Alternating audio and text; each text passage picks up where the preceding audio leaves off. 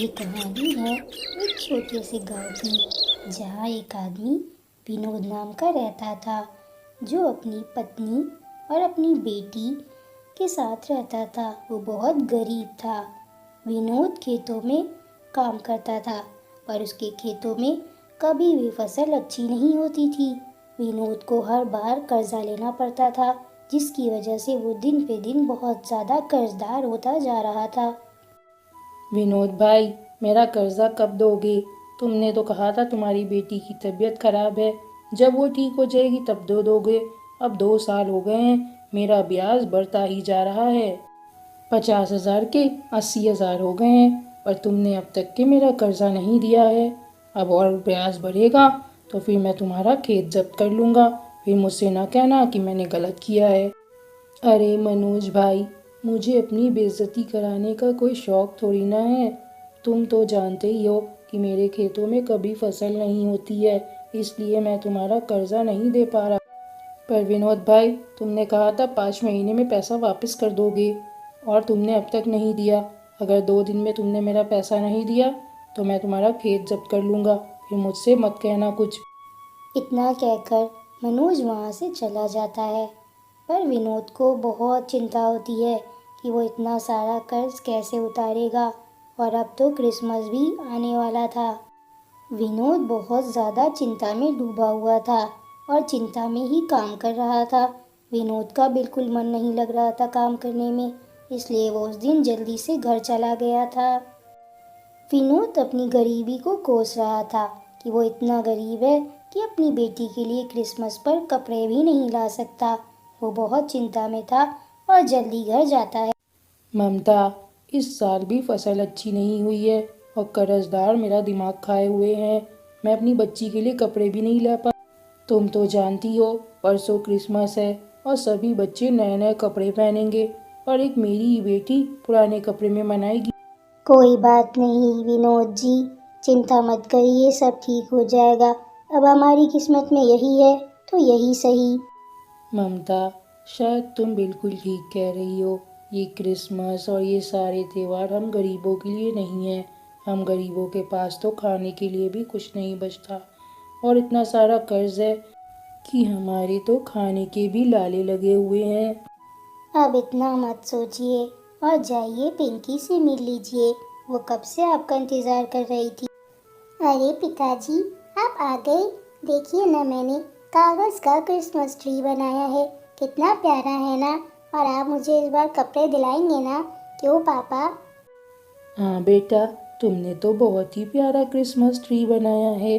पर हाँ, इस बार मैं तुम्हें ज़रूर कपड़े दिलाऊंगा। पापा, इस बार भी सेंटा आएंगे ना, और हमारे लिए ढेर सारे खिलौने और गिफ्ट लेकर आएंगे। हाँ बेटा, इस बार भी सेंटा ज़रूर आएंगे, और हम सब के लिए बहुत सारे गिफ्ट भी लेकर आएंगे। ऐसे ही कुछ दिन बीत जाते हैं और क्रिसमस का दिन भी आ जाता है, और हर जगह क्रिसमस की धूमधाम से तैयारी की जा रही होती है, और सभी लोग क्रिसमस मना रहे होते हैं। सबके घर बहुत अच्छे लगते हैं, और उस दिन स्नो भी गिर रही थी। पिंकी बेटा, सो जाओ, शायद सेंटा बहुत बिजी है, इसलिए इस बार हमारे घर पर नहीं आए हैं। नहीं माँ, सेंटा ज़रूर आएंगे। वो हर बच्चे के घर जाते हैं, तो मेरे घर क्यों नहीं आएंगे माँ? माँ, मैं अपना एक मोज़ा यहाँ पर लगा देती हूँ, फिर जब सेंटा मेरा मोज़ा यहाँ देखेंगे तो वो ज़रूर मेरे घर आएंगे। अपनी माँ के कहने पर पिंकी वहाँ पर मोज़ा लगाकर सोने चली जाती है। ममता, क्या हुआ? तुम बहुत परेशान लग रही हो। और देखो ना, मैं इतने भी पैसे नहीं कमा पाया कि पिंकी के लिए कुछ भी ला पाता। जो पैसे आए थे वो एक कर्जदार मिल गया तो उसको दे दिए। आप नहीं जानते, पिंकी को मैंने बहुत मुसीबत से समझाकर सुलाया है। वो तो जिद पर अड़ी थी कि सेंटा आएंगे। देखिए ना, अपना मोज़ा भी टांग कर गई है कि सेंटा आएंगे और उसको गिफ्ट देकर जाएंगे। मैं अपने आप को बहुत बुरा बाप कहता हूँ। मैंने इतना कर्जा ले लिया कि अपनी बेटी के लिए कुछ नहीं कर पा रहा हूँ। तुम सो जाओ ममता, मुझे बिल्कुल भी नींद नहीं आ रही है। मैं कुछ देर बाहर बैठा हूँ। विनोद दुखी होकर अपने घर के बाहर बैठ जाता है। वो सोच रहा होता है कि कब उसे इस कर्जे से आज़ादी मिलेगी। बाहर बहुत बर्फ गिर रही थी। तभी विनोद को आसमान में कुछ चलता हुआ नजर आता है और कुछ देर के बाद वहाँ पर सेंटा आकर खड़े हो जाते हैं। सेंटा को देखकर विनोद बहुत हैरान हो जाता है और उठकर खड़ा हो जाता है। अरे सेंटा, आप यहाँ? हाँ विनोद, मैं यहाँ। और आज के दिन मैं किसी बच्चे का दिल नहीं दुखाता। तुम्हारी बच्ची को बहुत भरोसा था कि मैं उसके घर ज़रूर आऊँगा। और मुझे तुम्हारी हालत का भी सब कुछ पता है। तुम बहुत अच्छे इंसान हो, इसलिए मैं तुम्हारी मदद करना चाहता था। इसलिए मैं तुम्हारे घर आ गया। ये लो विनोद, मेरी तरफ से तुम्हारी बेटी के लिए कुछ गिफ्ट, और उसे ये सब दे देना। वो बहुत खुश होगी इस बार क्रिसमस में। हाँ, मैं तुम्हारी हालत भी जानता हूँ, तो तुम दुखी मत हो। मैं तुम्हारे लिए भी ज़रूर कुछ करूँगा। फिर सेंटा ने अपनी जादुई छड़ी निकाली और विनोद को लगा कि उसकी सारी परेशानियां खत्म हो गई हैं। और फिर विनोद सेंटा से बोला, सेंटा, आपका बहुत बहुत शुक्रिया जो आप आज क्रिसमस में मेरे पास आए, नहीं तो मेरी ज़िंदगी में कुछ नहीं था। विनोद, तुम मेहनत से काम करना और देखना, इस बार तुम्हारी फसल बहुत अच्छी होगी और तुम्हें सारे कर्ज से मुक्ति मिल जाएगी। ये कहकर सेंटा अपनी गाड़ी पर बैठकर वहाँ से चले गए। विनोद बहुत खुश था कि उसे आज सेंटा से मिलना हुआ। ऐसे ही सुबह हो जाती है और बहुत खुशी का माहौल होता है। पिंकी भी सुबह उठती है।